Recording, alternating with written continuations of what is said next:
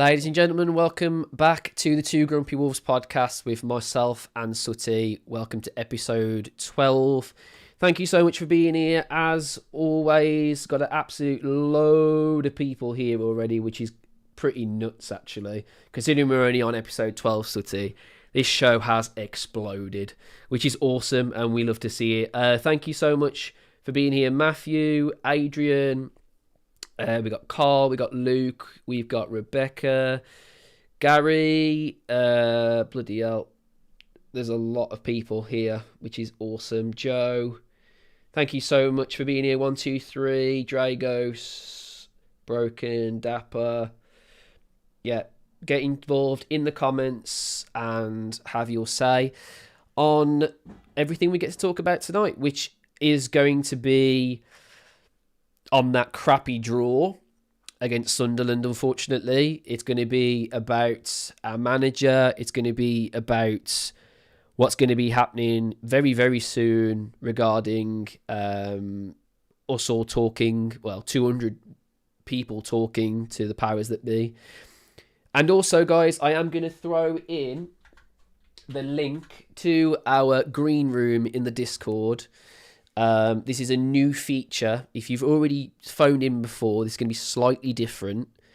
I'll just quickly talk you through that and then I'll get round to you, Sutty. Sorry.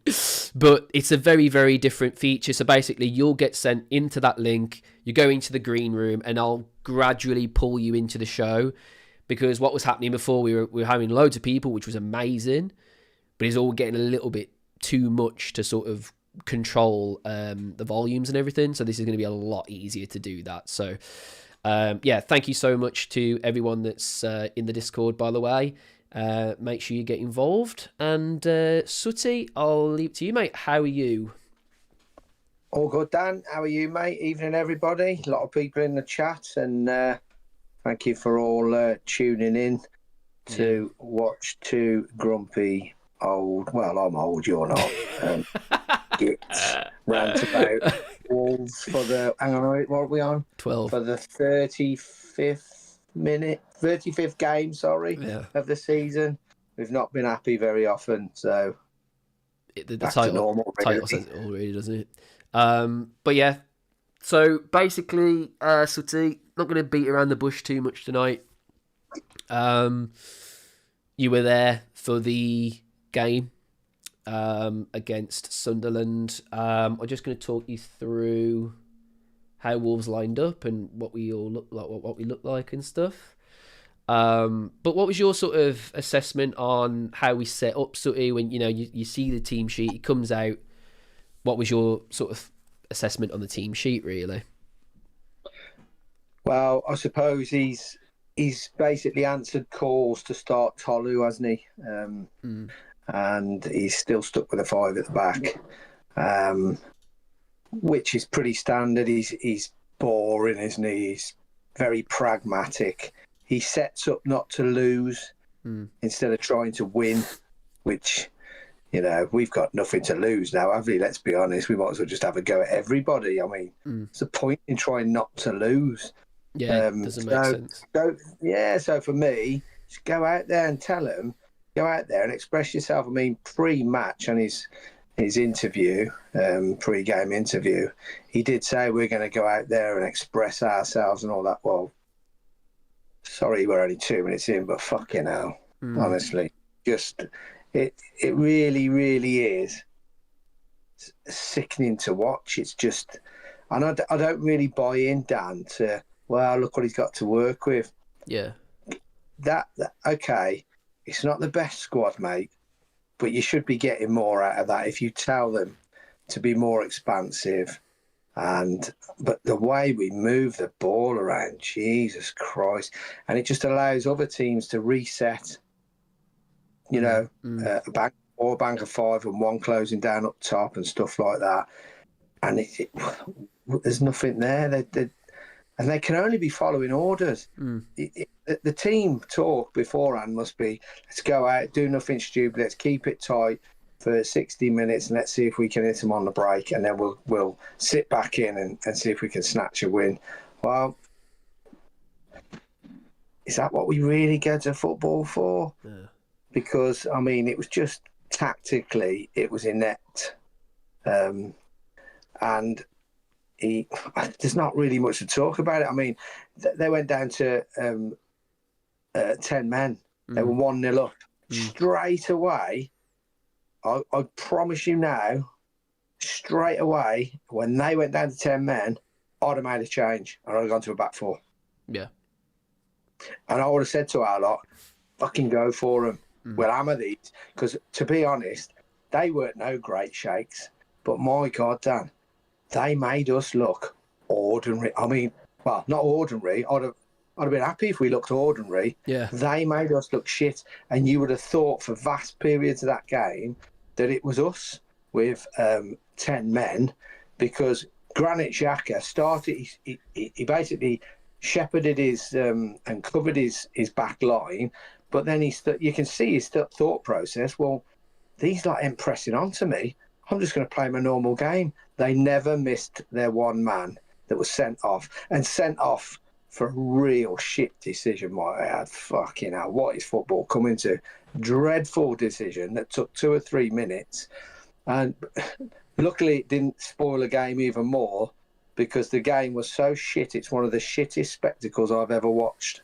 It really, really is. There's nothing there. There's nothing tactically there. There's nothing in the way they apply themselves. They might as all have well just had their fucking flip-flops on and had a kick about. That's what it felt like. It felt like we were just watching two teams that are on the beach, which, yeah, when you want a team that is going to start trying to get some momentum after being relegated under a manager that's also under the heat, you thought you'd see a little bit more. But yeah, we set up in a 3-4-2-1 Sutty, with Tolu further forward, which is kind of what we were asking for, like you alluded to. Mane further forward, which I don't know. I think I argue he's probably better being further behind, really, where he can dictate the play. Armstrong, but he needs to be a number 10. Yeah, he needs to be just in front of your midfield too. Let him express himself.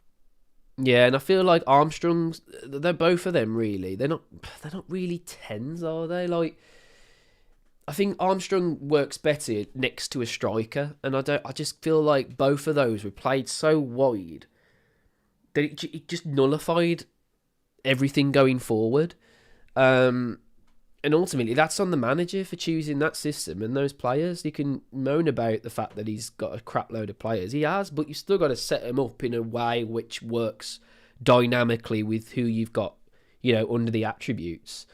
Bentley, in goal, Mascara, Santi Bueno, Totti Gomez is a back three. What was your sort of assessment on our defence? Our defence? Especially in the first half, I thought we were really susceptible to just getting done out wide. Well, they're just flat-footed. I've said to you before, Totti Gomez plays like he's got a pair of Timberland boots on back to front. Fucking dreadful. And when he puts he puts good challenges in, they're normally recovery challenges where he's fucked up. Now, good centre halves. Good ball playing centre halves, because he's certainly not a ball playing centre half, very rarely go to ground. They don't have to, mate. They read the game. So the middle man in your back three, which is normally Santi Bueno, he will be the one that he should be spraying the balls and what have you, i.e. like Cody used to. But we never replaced Cody, did we, in that role, really? Cody was your first line of attack. And he was the deepest player, but he could spray a ball. Because what you'd effectively got was a midfielder who'd reverted back to being a sweeper, as I know it in my day. So he played just behind your two centre halves, and we've never replaced that. But the back three, they just look like they're on the beach now, mate. And it almost looks to me like they've got the mindset of let's just get the fuck out of here, because. Every game now is turning pretty sort of toxic towards all of them. Yeah. I mean, I stood, just to briefly tell you this, I stood for about 30 seconds on the South Bank in the first half, and I looked around, and it was almost like being in a marketplace. Lots of people just talking to each other. There was nothing to watch. It was shit.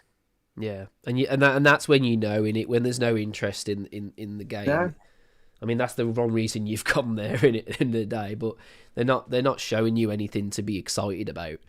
No. We also had Pedro Lima getting a bit more minutes. I think it's an unfortunate one for Pedro Lima because I feel like there is a player there. I just don't think he's been played enough, and when he has played, I don't know. I had good things about. I had good feelings about him really when he was in that pre-season team. And we just, I think we've kind of ruined him really. I feel like we've misplayed him and misplaced him. But I still feel like there's a player there, Sutty. What's your sort of assessment on him? Because I mean, in that area, we're fucked anyway, really, aren't we? So. Yeah, well, we are the absolute experts at destroying young kids' careers, by the looks of it. We paid a lot of money for him. He weren't cheap, mate. We paid best part 17 million quid for him, I think, and Chelsea were after him as well. Now, why would Chelsea have gone for him? And we've let him languish on the bench. We've let him go out on loan. Porto B. I mean, why is this kid not been given the game time now when we've paid 17? If you're paying 17 million, 20 million, should be oven ready, mate. Yeah. We haven't got time to piss about waiting for people. They've got to be ready to go for that. That's a lot of money for us, 20 million. Yeah. And we're going to be having to spend lots of 20 millions to get ourselves out of this shit next season. So I don't think he'll be gone. I think he'll stay. But there will be a lot of people go. But that back line didn't perform well for their goal. I mean, it was right on 10 rows back in J and SL2. And it's right on the corner where I stand up behind the goal. Mate, as soon as that ball came over, I just said that'll go in. And no one got up. Yeah. No one got it. It was a free header. And you can just see them. They're like, fucking hell, 23 minutes. Let's just fucking get this over and done with. Nobody was barking at them saying, fucking get your heads up, come on. Why was it up to Pedro Lima to mark, like, you know, mark someone who was going to tower a head in like that? Why was it up to a not younger kid? Why aren't you demanding it? Why isn't Bentley coming out for it? Why is he stagnant on the line? It's just like it's easy stuff, guys. It's not like it's whipped even onto the back post or the front post where you know it's in those areas in which it's hard to defend. It's right in the mixer. That's right where you're going to head it out or get it clear. Yeah, of course it should be. Or even the keeper. Yeah, the keeper. It's his domain. Anything in that 6-yard box, it's his domain. He should be commanding that 6-yard box. He was flat-footed. Honestly, who's coaching these lads to defend a set piece? And this wasn't a stroke of genius set piece. This is putting the ball in the mixer and let's see if we can get on the end of it. That's Sunday league football, mate. And if you'd have defended that like that in a Sunday morning game, whoever is your manager who don't get paid on the sideline would have ripped you a right load of royal fox. Oh, yeah, definitely. It was poor all round, mate. And there was no zip. They weren't playing like they're playing for their futures. They weren't playing like they were putting themselves in a shop window. They were playing like, just get me on holiday type thing. It was poor, mate. There's no fucking buttering this up. It was dreadful dross and shit. And then you're looking at your two midfielders as well. That was always something that everyone's always addressed as the high point in this side. And in that first half, Granit Xhaka may as well have literally just been the only midfielder on the pitch. He was eating things up like it was nothing. And it frustrates me because, like, Xhaka's going to Sunderland, who are a new side in the Premier League. Yes, okay, they've had times in the past and whatever, and yeah, maybe they are the new kid on the block, but Wolves of old, you'd think, especially when we first came up, when you've got the likes of Matinho and everyone signing for you, you want these experienced players, and I don't see any experience in our side. I mean, when you look at our side, Sutty, the most experienced Premier League player is probably João Gomez. It is, fact. And let's be honest, he's a great player, but that's your experience. He's still a young guy, really. I mean, what does that say about our squad? Like, you need such a concoction of different things in a football side. Yes, you need, youth. You do need youth, and you need to think about what's coming next in the future. And we've got players like that. Rodrigo Gomez, Pedro Lima. We've got players like that. But the problem is, they've got no time to bed in whatsoever. No. It's you either hit the ground running or you're on the bench. You got no one to look up to and go, that's my understudy or whatever. And that's the difference with Sunderland. They've got so many players that have been there, done that, or they've got players that are new to it that can look up to someone, and it's massive. It's huge, that is. And that's kind of where I'm coming to in this midfield. This is a Brazilian international midfield. And in that first half, they were terrible. Granted, in the second half, I feel like everyone kind of picked themselves up. But had they not gone down to 10 men, Sutty, does that even happen? Like, are we that dumb? Are we going to dominate them that much in the midfield if they're down? If they've got 11 men on the pitch, I think they win. I honestly think they win. So when you watched it as the game progressed and they realised we got nothing, they went for it. They were trying to win it. Yeah. We've got no leaders. We've got very little quality. You don't have to be the best player to be the leader. You've got to have attributes that will drag people up from the depths of despair. It doesn't mean you've got to be the best player. You won't remember this, Dan, because you're far too young. But I can remember a man called John McGovern. And he was captain of a Nottingham Forest side that won 2 European Cups and won every trophy bar the FA Cup under Brian Clough, virtually. Now, John McGovern wasn't the greatest player in the world. But what John McGovern was, he was an excellent leader and captain. A little bit like Connor Cody. Connor Cody weren't the best player in the world, weren't the quickest player in the world. But my God, I've been stood on that South Bank when we've had the likes of United in the Cup, and it has been raucous in there. You'll remember it on the night time. Oh, yeah. It was bouncing. I could hear Cody where I am shouting. In the South Bank. Yeah. Shouting, and he's in the North Bank end. And it's like, fucking hell, they're all mute. And the trouble you've got here, really, is you've got no up-and-coming leaders of British mentality. No. You do need a mix. It's all right going getting these cheap players from abroad saying, oh, yeah, they're going to be the next best thing, and now make us loads of money.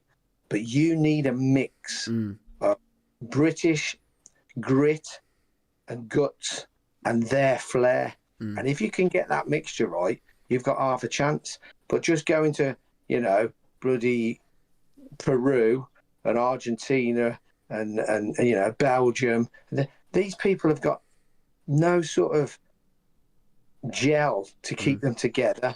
They've got nothing in common.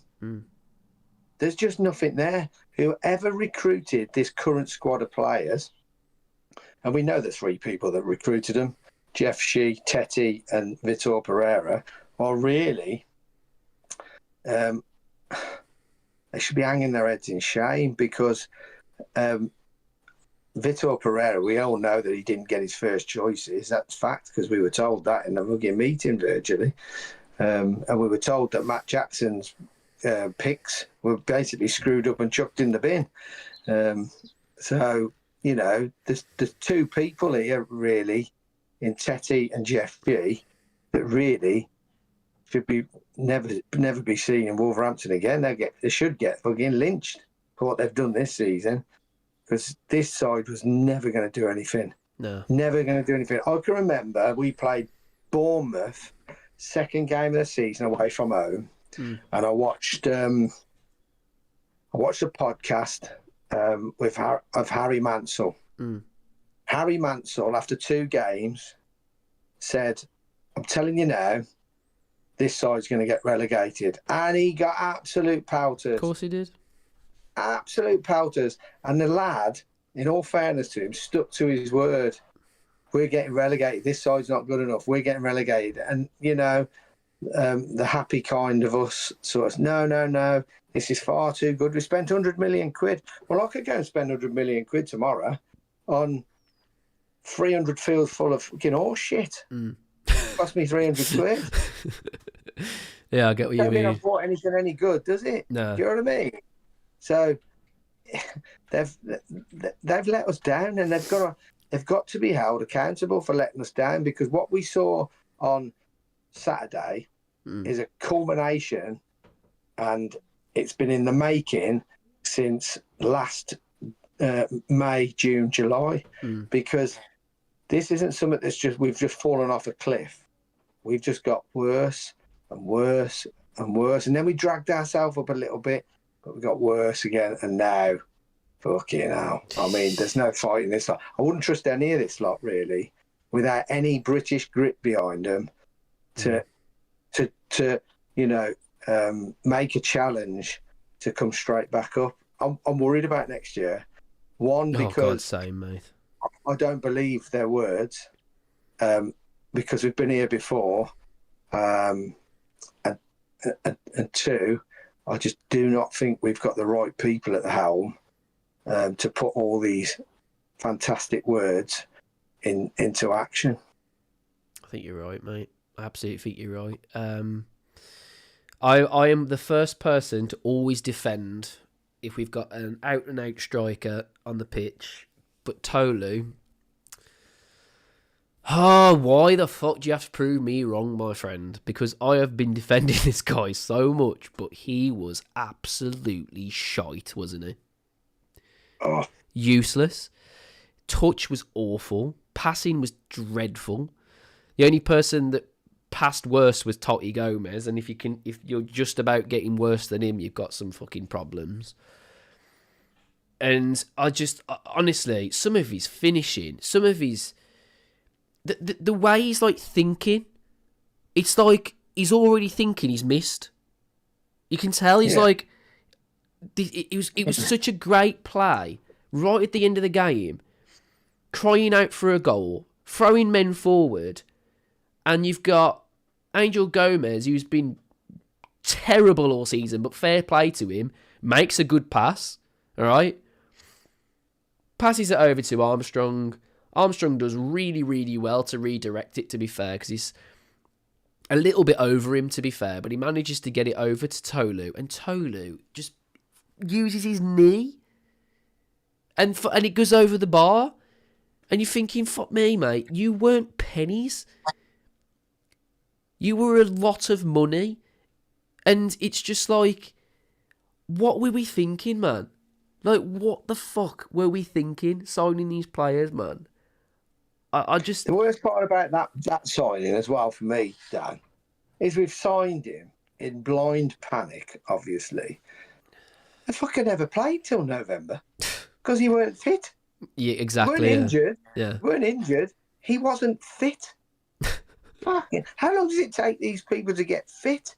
If you say to me, Tut, I need you to shed a stone in a month because you're going to run a 10K on the 1st of June, and I need you to do it in 40 minutes, 55 there, 56-ish, I'll say, okay, I'll shed you the stone. I'll do that. I'll start doing some efforts and what have you, and some pyramids, and I'll run you a 40-minute 10K. It'll take me a month.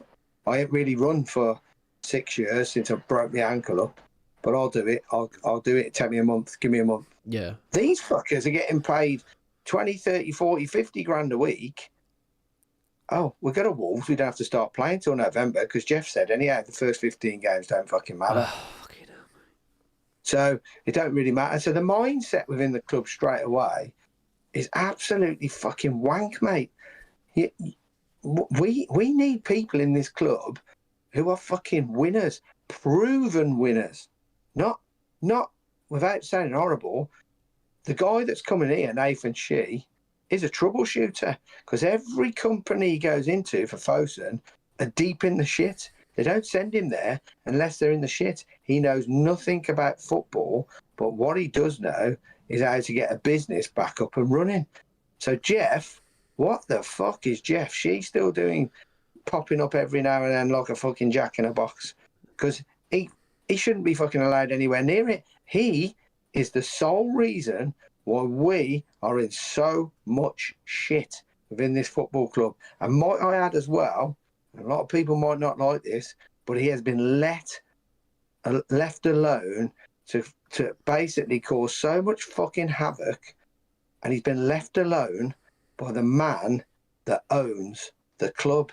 So he's just as culpable as what Jeff is for allowing it to happen, because all he was doing was looking at a fucking spreadsheet every April saying, oh, Jeff's done all right, we've turned this much over and we've made this much off player sales. Yeah, we've had to give him 30 million, but it's doing all right. Oh, where are we in the league? Oh, we're fourth bottom. That's fine, we'll stay in the league because the other three sides are shit. Well, you've had your fucking comeuppance this year, Sunshine, because they were a bit better than us, quite a bit better than us. And you reap what you sow, and we're fucking reaping it now, I'm telling you. And unless we have a total change in how we run this football club and the mentality of it, both on and off the pitch, and I'm not just on about players, I'm on about supporters, all getting together and holding these people accountable instead of just sitting there saying, careful what you wish for. Look, I'd wish for a fucking lot more than this, I can tell you, because it's no good saying that and things like, well, go and find me a billionaire that's going to buy it. That's not my fucking job, right? I don't get paid big sums of money to go and find prospective owners. But let's not forget, Jeff went on the radio and said, I'm always turning down offers to buy this football club. So I keep going on about it, and I'm not going to keep harping on about it tonight because I've gone off on a fucking tangent again because I'm angry. But they've got to be held culpable for this. And anybody accepting of this, unfortunately, you are the fucking problem. Hear, hear, mate. Hear, hear. Well, your best mate, who you've said has been Mr. Reliable, comes up with a goal again, Sutty. Good crossing by Hugo Bueno, turned in on the far post. Yeah, it's bad defending by Sunderland, but fucking top scorer. You got to be there, ain't you? And at the end of the day, everything I'm fucking hearing, mate, he's gone. So the one guy that we can actually probably hilariously say is probably player of the season, he's probably not even going to be here. So it's like, what the fuck are we doing, man? Fuck's sake. Oh, God. It is embarrassing. I find it incredible that we've just gone down with... We've not even gone down with a whimper, Dan. No. I mean, we've gone down just like... We might as well have all... Instead of me holding fucking flags up in the South Bank, we might as well have all just fucking got the bed sheets out, ripped nothing off them, put them on them big fucking canes at the old Wolfpack, fucking put in the South Bank on them big flags and that, and just had white flags out all over the South Bank because we've just fucking give up, mate. Yeah. They gave up in January, and I kind of understand it because they've been offered £48 million for Strand Larsen. Oh, fuck it. No. I'd have given the fucker a piggyback down to Crystal Palace to make sure he signed on the dotted line for that money. So that's a good deal. But by not really getting anybody in, and we were still within a chance, I know it was a slight chance, but beginning of January, we weren't relegated, mate. Now, they put the white flag up then by getting rid of everybody. John Arias, who's shit. Strand Larsen, he's fucking lazy bastard. Look, they had to go, but you could have had a go. See, my mindset was, if you want the young lad Hackney from Middlesbrough, and he's going to cost you 20 million quid, and you just got 48 million pound for Strand Larson and 25 million quid for John Arias, who I might add, pound for pound, fuck me, one of the worst players I've ever seen at Wolves. So you're 73 million quid there, and Middlesbrough say, okay, if you want Hackney, it's going to cost you 25 million. Go and buy him, and even at worst, say, look, you've got 5 months in the Premier League, son, you could keep us up. But if not, we're going to build a team around you because you're the best player in the Championship. They don't do that, though. It's the ambition, isn't it? The thing is, if you're going to put the fucking white flag up, mate, in January, and you're going to decimate your side by getting your squad by getting rid of lots of your first team players in one hit, you've then got to really look at January to May as a long pre-season where you can get players in ready for the Championship, if that's what, because they've obviously thought of that, and say, right, you got 5 months in the Premier League, go out there, express yourself, have a good time, because next season you lot are already going to know each other, and we're going to piss that league. But they've done neither. They've sold every fucker, banked the money, spent 9 million on Armstrong, a fucking £1 million loan fee for Angel Gomez, and 80 grand a week. So they've just spunked 5 million quid on a bloke who really fucking terrible. So it's 13 million quid of all that money that's come in. Well, that you're telling me now that we're going to be probably 12 players down from this current squad come June. So we're going to get 200 odd million quid in again in June, 60 odd million in January, and they're going to punch their way up, Dan. They've got to spend fucking huge amounts of money to do that. So don't come to me in August saying, well, yeah, we spent 50 million. 50 fucking million, because that means you're gambling again by buying cheap and, on unproven people in the Premier League. They've sent fucking scouts over to Portugal this week to go and watch two young kids in a game. I can't remember who they're playing for now. The young centre-half, the French centre-half we had on loan, but we sold him for £500. I can't think of it. Merpio. Yeah, that's him, yeah. We've got the buyback option on him of €1 million. So they've been and watched him because he's played 33 games this season. Other clubs in Europe apparently looking at him. They've also been and looked at Chiquinho. Fucking hell. So we're buying back players that we've sold for peanuts. It's like Friends Reunited, isn't it? That's what it is. It's like fucking... It's a joke. So that's not forward planning to me. I'm still thinking here in the remit of we're looking in bargain basement here, hoping that it works. And yet again, mate, all this is announced that we're going to have a big fucking go for it, and they've announced a season tickets early. So it's a 27% saving across the board for everybody on season tickets, might I add, that was so overpriced it's a fucking joke. But there's still a chance, Dan, if we go to Burnley in the El Clasico of the relegation sides, that we could beat Burnley, right? That would make us finish in 19th if we beat them, and the points are the same as what they are now. That gives us £3 million extra. They've took a hit on the season tickets with a 27% reduction of approximately £3.2 million. So if we win that last game and jump up to 19th, the reality of it is they've only lost 200 grand, and that 200 grand has basically bought all our silence and lack of protest for £200,000, and even at £3.2 million, fucking cheap to keep it quiet and keep us off the telly. We're fucked up, mate. We're fucked up. I agree, mate. Right, listen up, guys. It's your turn to have your say. I've got 3 people waiting in the green room. The green room is over on our Discord. So if you're on our Discord currently, if you look at the left tab, there should be a little button called green room. Go into there now. If not, I'm going to share the link a couple more times.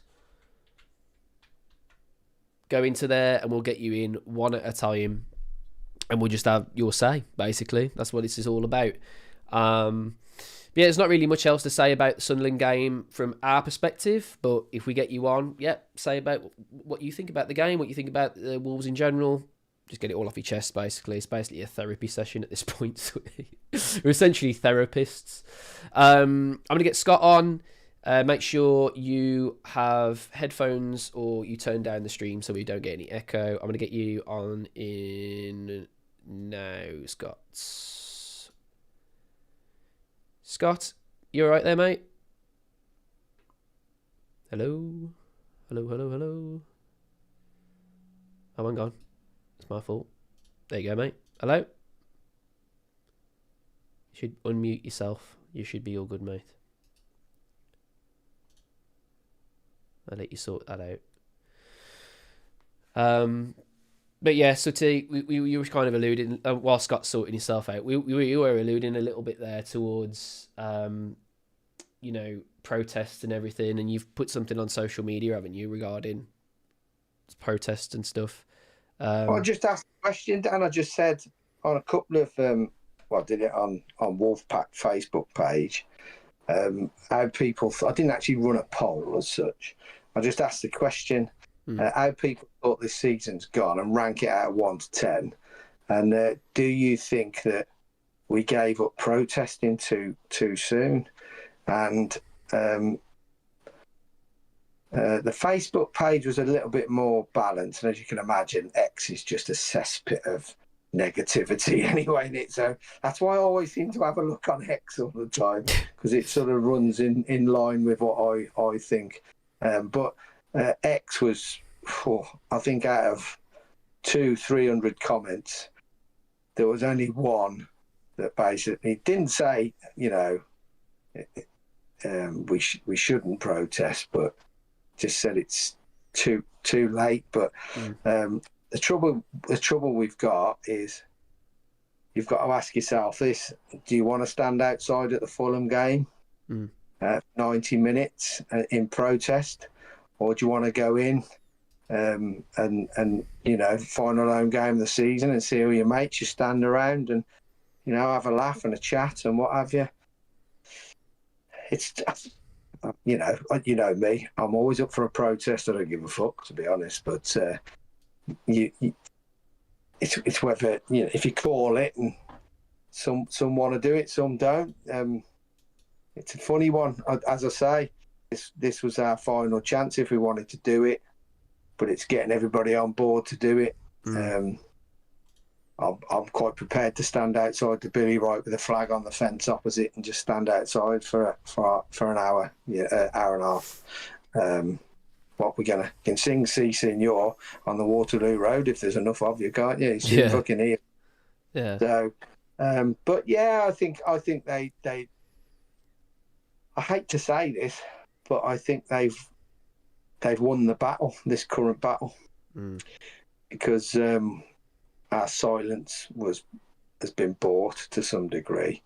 And yeah, I'll hold my hands up. I was in that meeting, and I put points across, and everybody put points across. Everybody in the meeting put good, valid points across. But now what we're getting is, well, we've got to see what they're going to do. But protesting in the Championship, let me tell you, has not got the same effect as protesting in the biggest league in world football. The press and that won't give two shits about it in the Championship.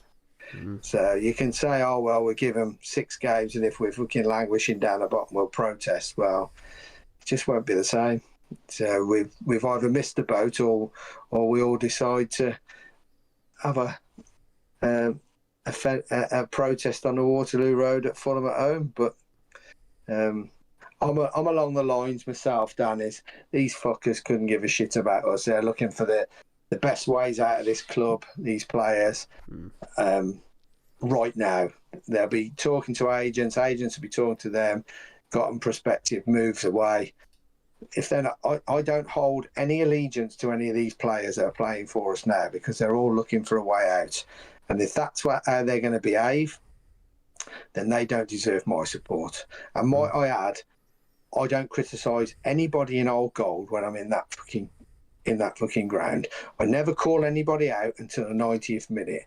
And if they've been dog shit like they have been for the last few weeks, well, all year really, bar a little upturn in form, I'll fucking give it them. And if they're coming towards me, clapping, I'll send them back the other fucking way. Fuck off. I don't want to know. Till you start putting effort in and showing some passion for this football club and this badge, I don't want to know. Fuck off. I'm just trying to sort something out so I can hear Paul. Paul, can I hear you, mate? Are you muted? I might have to sort a couple of things out here if this isn't going to work. Are you able to unmute yourself, Paul? But as I say, anyway, going back to what I put on X and Facebook, there was a lot of people that are so disillusioned with it that they're just not going to go. They're not going to even venture into Wolverhampton, mate. The amount of people that replied back, and I thanked every single person for replying, never engaged in arguing with people, and I thanked them for every single comment. You can look at it yourself. And the amount of people that said, mate, I fucking stopped going weeks ago with how this lot are performing. They don't give a shit for us. And the amount of people that said that was incredible. Am I on? There's Dapper. So it works for Dapper. I don't know what was going on. But anyway, we got Dapper on. If you're in the green room, just chill a minute. We'll get you in one at a time. This is a new thing, basically. So it's a lot less confusing on the surface, at least. Yes. So Dapper.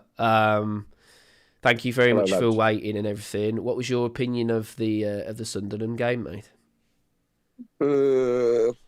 Little bit positive that he put 3 up top, but as the game developed, you could see still very defensive, like you've said, guys, a back 5, and then the 2 forwards. What was going to support if Manny was going to be in a 10 role? It just looked the same again, didn't it, buddy? The 2 lads, Armstrong and Manny, was all over the shop. We got 2 defensive midfielders that really didn't break over the halfway line and assist. What I mean by assist is get the ball rolling, keep possession in their half, pin them in. And let's not forget, guys, if they didn't go to a red card for that silly airport, which was pathetic, they'd probably end up winning 2-3. So we had a bit of a pass there, maybe. But even when you look down to the 10 men, I think you said it yourself, Dan, you would have made the substitution straight away. You would have either took a defender from the back or took one of the defensive midfielders off and then put some bodies in there. But the first sub was a right Lima for R. Gomez. Yeah. So what tactic was that? God, he wasted Lima's 40. Did Lima do anything trouble? Was he being dominated down the left? Was he not winning his headers? Wasn't he getting forward? So what was his mistakes? What do you think, Dan? What is for that sub? What was the point? Yeah, I feel like I think taking any defender off was the right situation to do. The trouble is with Wolves and the way that our DNA works and the players that we've been stuck with for a long time is we are a team that plays with wing-backs. And if your wing-backs are having a bad game, I've said this a few times, but it really fucks you up as a team because the one thing that you do to progressively get up the pitch is your wing-backs, your overlaps, cutting inside if you're playing like Rodrigo or something like that. Yeah. And I don't really think, although I do like Lima as a player, I don't really think he was doing it enough. I don't think he was risking it enough on that side. Sometimes as well, I feel like he lacks belief in his ability because I've seen him cross balls really well. That's fair enough, Dan, but isn't the manager at them 15 minutes, don't they pep talk the young lad and say, look, this is your weakness today. I need you to improve on this. I'm going to give you another 15, 20 minutes. And then just, and you're supposed to teach him instead of just taking him off. because he's been on the bench for weeks and weeks since he's been here. He plays a full 45 minutes and he's whipped off. Ain't he supposed to there to teach these young lads? Say, look, in my eyes, you're having a piss poor game at the moment. Up your game, young man. And this is what the board's for. So when they go into the change rooms, there should be a big board there with all them little round circles. I need this from you guys. I need this from you, Lima. And then give him another 10, 15 minutes. Yeah, you are spot on with that. Yeah, you are spot on with that. What was who did he get subbed off for? R. Gomez, which he was decent. Yeah. And there's probably another kid who should be starting the last 10. I think that's the main issue, isn't it? I think the main issue is you're basically doing a like-for-like sub, aren't you? Where really what he should have done really was probably pull off a centre-back for someone like a Dozy or Angel Gomez, you know, Bellegarde, even Hwang, you know, I'm going to risk and say it. He's still more attack-minded and someone who's going to be on the ball in the final third against a 10-men Sunderland. I don't really agree with the substitution, like I said, because it was like for like. If he'd taken off a defender, you know, there wasn't no structure. Yeah, there wasn't no change to the structure, was there? No, not at all. Like what you said there, first 10, 15 minutes, that was all flat-footed. Every single. There was a point where Santi Breno was put his foot up on the ball, and he was shouting out for somebody to come and get this ball off him. He actually put his foot on the ball and he gave him a round of fucks. And he was nodding his head like to say, "Them done. They've all checked out." It's like Tolu. When we talk about Lima being sub there, me personally, I would have given the kid a bit of instruction and give him next 15 minutes. And if he didn't really improve on what the instruction had done, I say, "Come on, young man, you've done well. I'll give you an extra 15 minutes."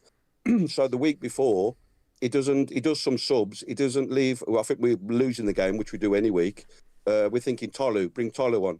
Tolu doesn't even come on, and he's down the tunnel. So he's got a gripe on him now and a bit of thing about Edwards. And then Edwards starts him. He's already fell out with him, isn't he? He's more or less said, "Fuck you, Edwards." Yeah. So he's a big scrapping lad. And them headers and his first touch, he wasn't even there, Dan. He wasn't playing for Edwards at all. No. I think a lot of them weren't, to be honest. 80 minutes, he was asking to come off.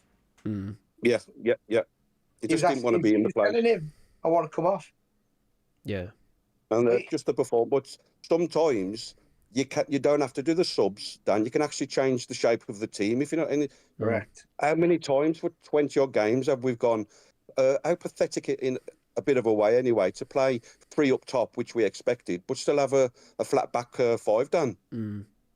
Against 10 men, it's such a... They absolutely outplayed us with 10 men in the second half. It's ridiculous, mate, to be honest. The only reason I think that he didn't change the system is because we were being so dominated in the midfield.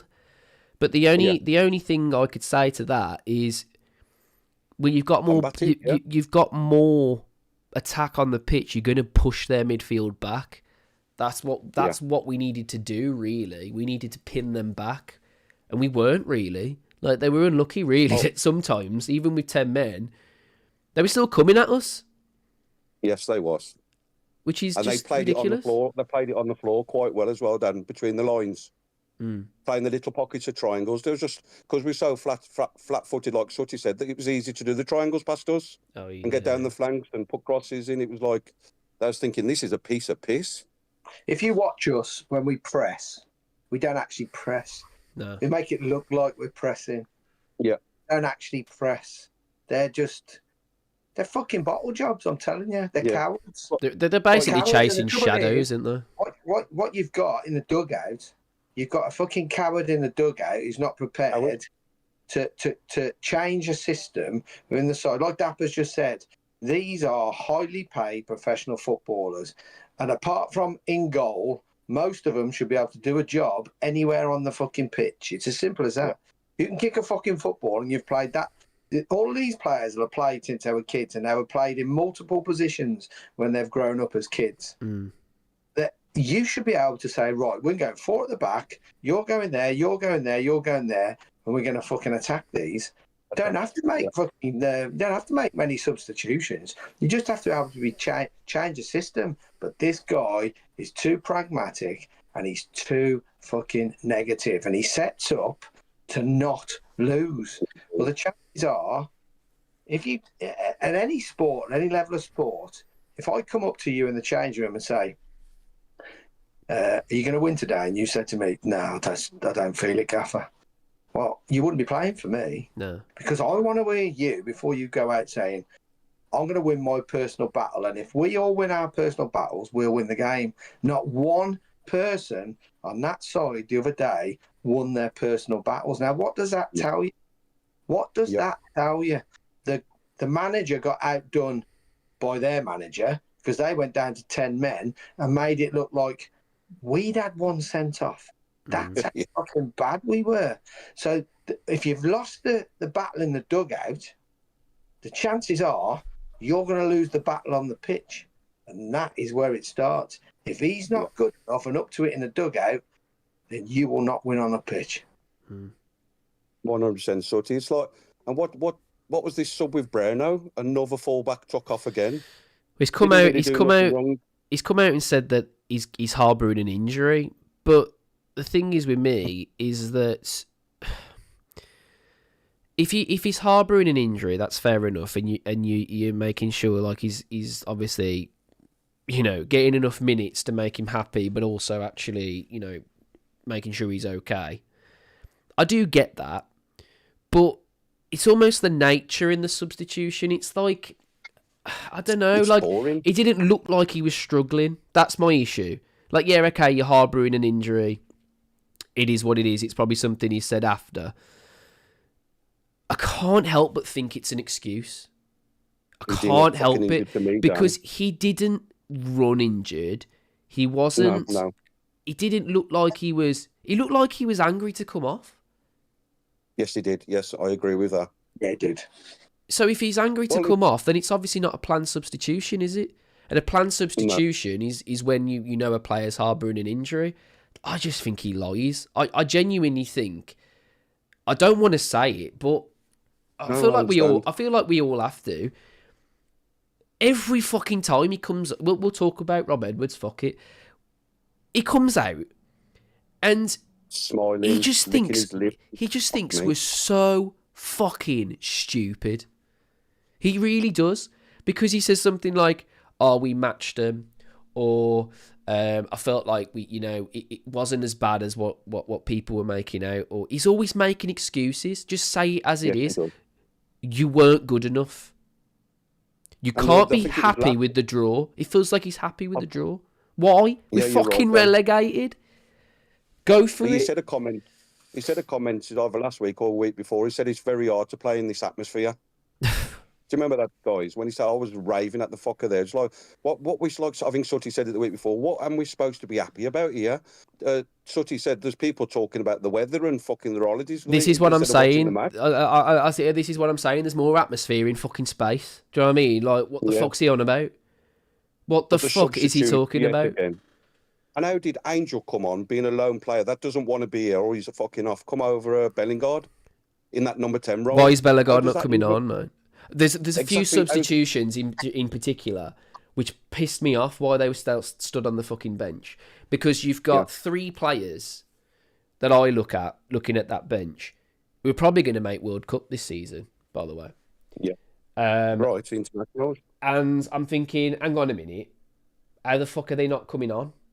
Why are you resting them? Now, are they telling him, I don't want to come on, I don't want to get injured? Because if they're saying that, this fucking club's gone, innit? Because all they're all so selfish. Dan, I actually, going back to Rob Edwards, I actually think there's an element of arrogance with this man. I think he was almost lauded when he came from Middlesbrough, and let's be honest, he shit all over Middlesbrough. They gave him a chance, probably a chance he didn't really deserve, to be honest, because he's not done anything really. No. Fucking rubbish. He inherited a side off. He did okay at Forest Green. He got them promoted, and then he shit all over Forest Green. Told the chairman via a text message he was going to Watford. He lasted 10, 15 games at Watford, got the sack, Then he rocks up at fucking Luton, inherits a side in 7th place just outside the playoffs, and at that time are on the up because Nathan Jones has got him really flying, and he pisses off to Southampton. He takes over, has to do fuck all at Luton, and gets them up. What did he do in the Premier League? And let's be honest, they weren't expected to stay up, and he had a bit of a go at it. But the following season is the season that he should have been really judged on. Not the one going up because he had to do fuck all, and not really the one in the Premier League because nobody expected a team like Luton to stay there. He should be judged on what he did thereafter. And he got that side relegated. Okay, he was sacked before they actually went down, but it was down to him and down to how he played football that Luton did a double drop. That's fact.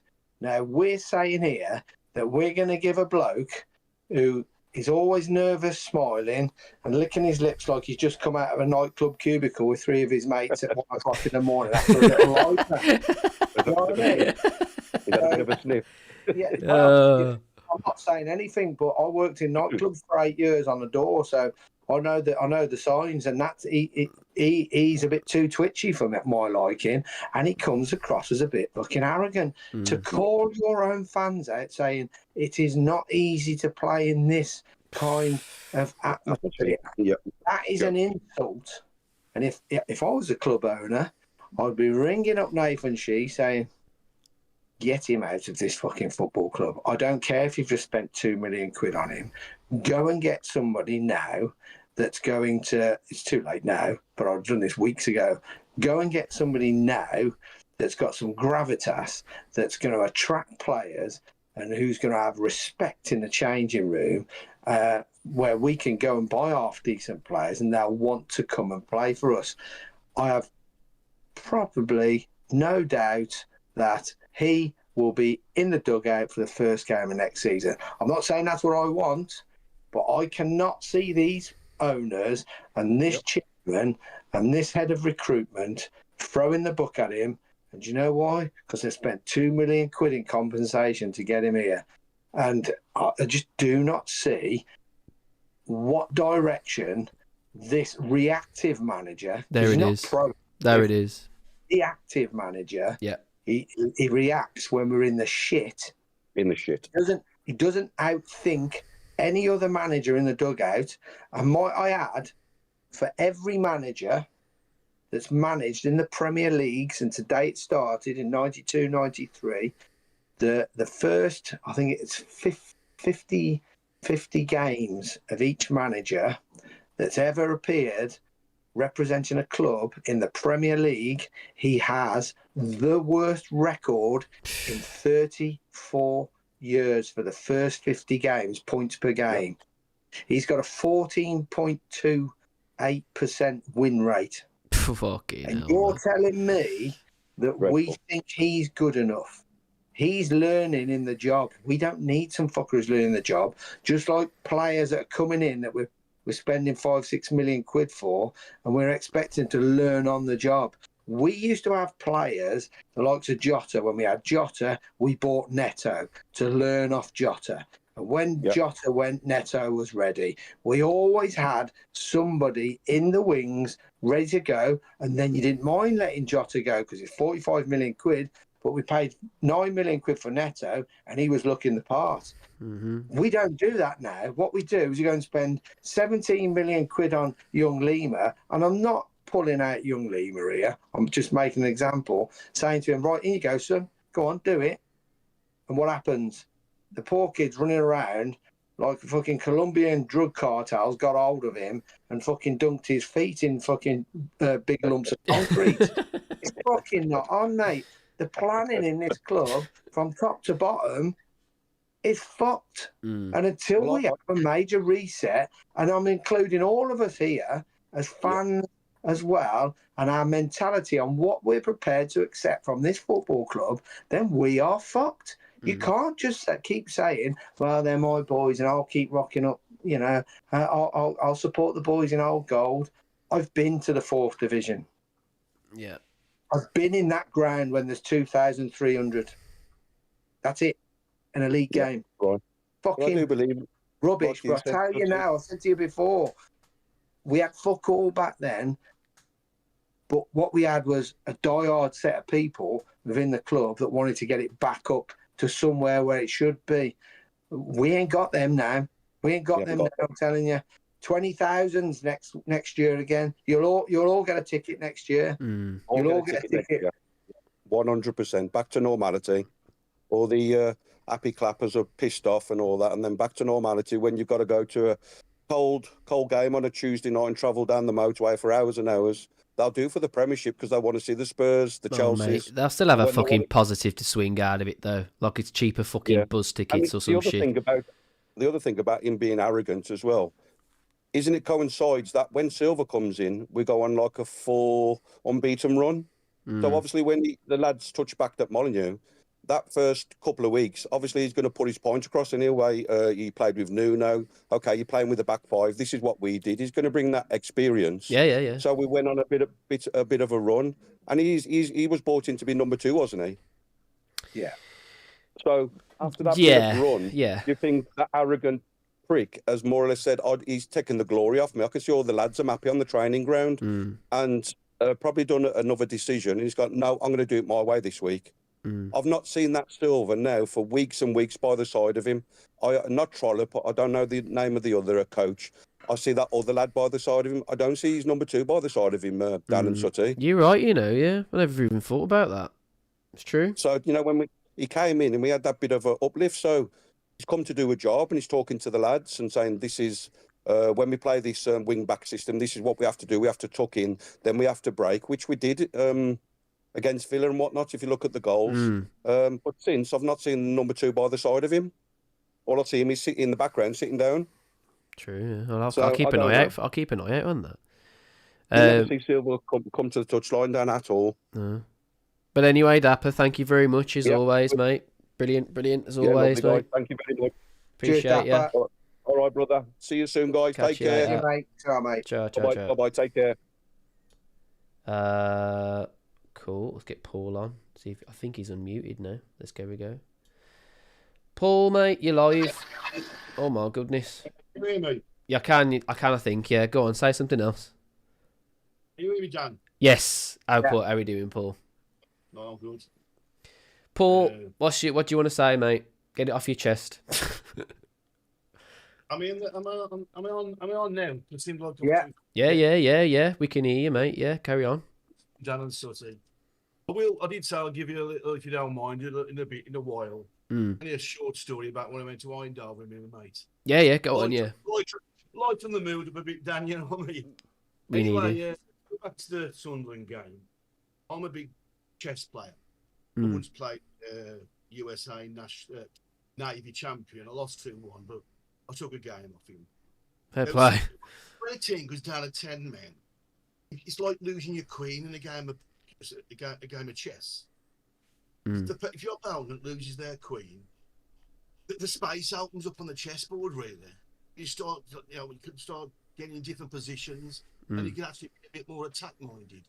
I mean, you could be playing Kasparov or Karpov, and any of these players, you can still give them a game. But against Sunderland, it seemed to go the opposite way.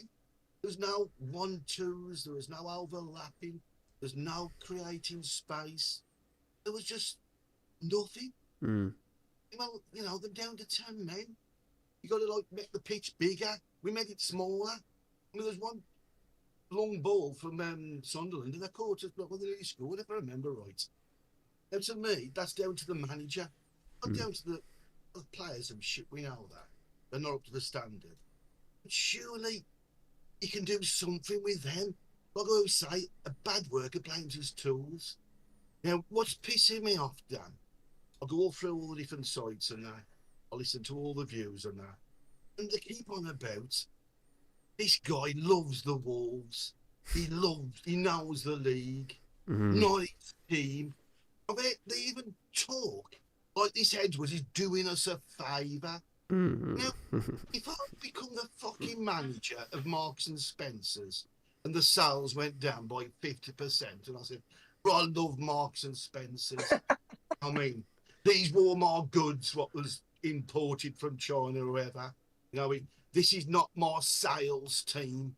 You know what I mean? Give me a chance and I'll turn it around. It's really getting to me. And you know, Dan, we got 18 points. To get promoted, we've got to times that by 5 next season to get 90 points. With a completely different fucking team made up on the spot, by the way. Yeah, with a bloke who, to me, is tactically inept. Even you can make something out of relatively average if you're a good manager. You can make a slightly average team a bit better. At least be competitive. But if I hear this, you could argue, I would argue from a psychological perspective, he come for himself, not for us. Live near where he lives. Everything was set up for him. Now, I ain't saying that's the reason he come, but you could throw that accusation at him. 5 times the money as well, by the way, Paul. 5 times the money. But I hear people say, like, this Edwards, he's done us a favour. I mean, come on. Done him what a favour. And that's just my main bloody point. It's just starting to get to me. And I've watched a lot since Wolves have sort of, like Harry Mansell said after the Bournemouth match, it was dead right. We're going to get relegated. I've looked at the Championship and there's some bloody good players and there's some bloody good teams in there, Dan. We ain't going to punch out, not with this bloody fool. We're not going to punch our way out of this division. We're not going to play our way out of this division because you need a structure already in. A lot of these teams, like even like the Bristol City, I'm sort of, they improve a bit and they slack off a bit, but they're always sort of competitive in certain parts of the season. But we're going to Bristol have a Tuesday night. We're going to come out with 0 with this team, well, this manager, especially if we've got a new team. I mean, I've watched a few games of Worcester City because I'm playing at the rugby stadium now, and I see more tactical awareness with their players and their managers. Now it's a different level. But the levels ain't that different, really. I was a judo champion. I was champion of Britain in judo. And I fought for England, Britain, all that kind of stuff. It was back in the 70s, right? And my main competitor, a bloke named Neil Eckersley, won the bronze in the Olympics. And I could never quite beat him. I fought him 11 times, but I never beat him. The thing was, it was just marginal. Yeah, he's got the bronze medal in the Olympics and all that, like... Although you'd appear at a bigger level, technically there was just little nudges here and there, little tweaks. But that's my thing on the football. I mean, Apper and you lads know more about football than me. No, Paul, honestly, mate, everything you've said about the manager, everything you've said about the Sunderland game, mate, you definitely do know your stuff. And that's the thing, we do know our stuff, and I think that's what he seems to not realise, to be honest, Rob. He seems to think that we're just all fucking idiots who's just going to go, thanks, Rob, thank you, hello.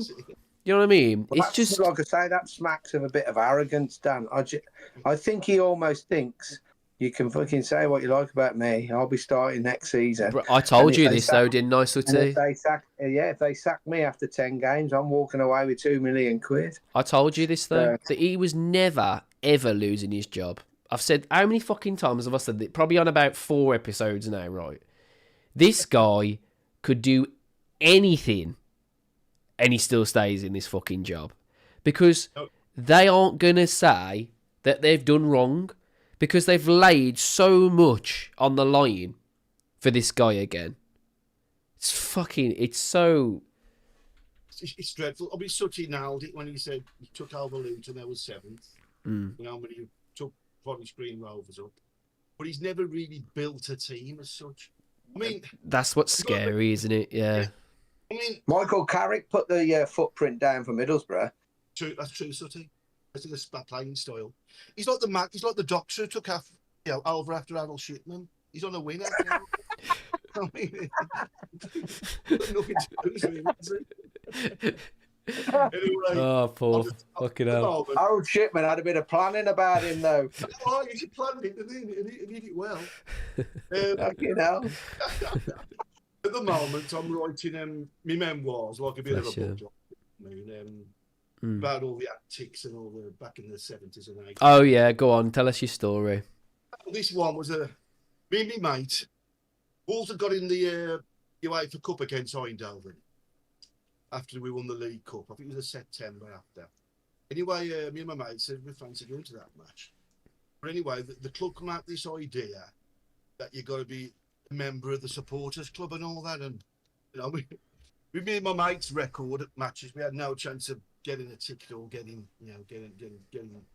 sort of on the official sort of party. Mm. And he was in a club in Dudley, and there was a bloke who used to hang around. It was called Cockney Dick.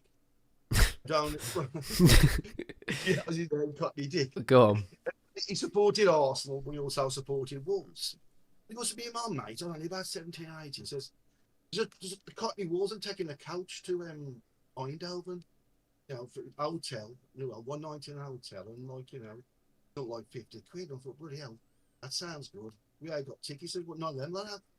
So me and my mate, we did Cockney Dick our money, and then I think it was like the weekend, the following week, it was a midweek kickoff over the Tuesday or the Wednesday.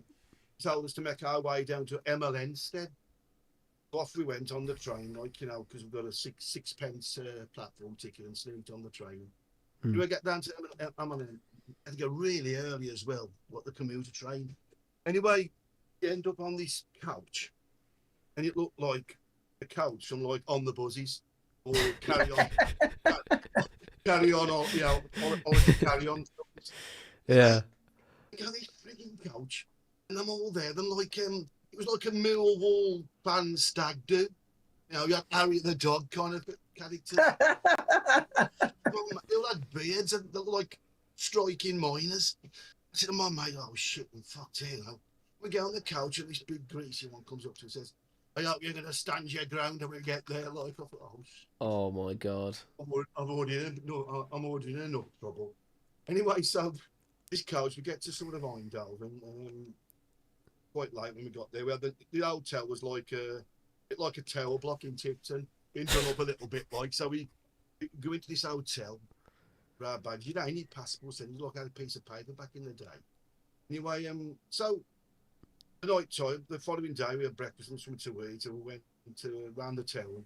Me and my mate were really drinkers and nothing then. Like we had a tour around, had a laugh and that, like the locals, and it was all good. Anyway, come the evening, we get to the ground and we ain't got tickets. So I said to my mate, wait till the last minute and the tents will be giving them away almost. So we bought a couple of tickets off this tent. Right, we're Wolves supporters. Yeah, Wolves end, yeah, no problem. We got these tickets. And when we go through the concourse and up into the seats, or we're the bloody Dutch end, and we look at the right, there's the fence.